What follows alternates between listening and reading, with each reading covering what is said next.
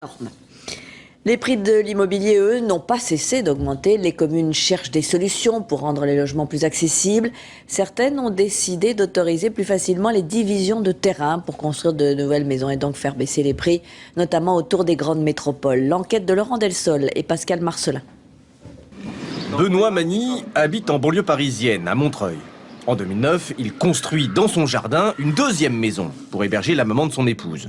Aucun problème, car pour bâtir, cette commune n'impose pas de taille minimale de terrain. Ça a effectivement diminué un peu la partie non construite de notre parcelle, mais pas tant que ça, puisqu'on a démoli un autre bâtiment existant pour compenser.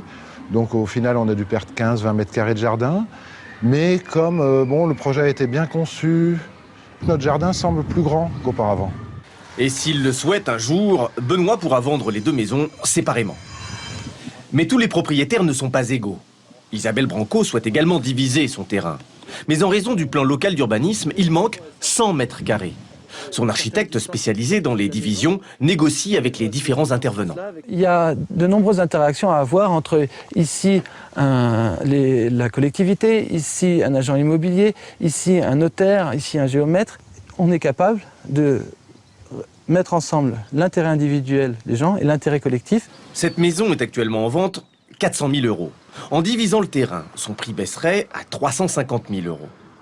Mais la parcelle serait vendue 100 000, soit au final une plus-value de 50 000 €. Alors pour inciter les maires à libérer du terrain constructible, le gouvernement prépare pour la fin de l'année un dispositif d'aide financière.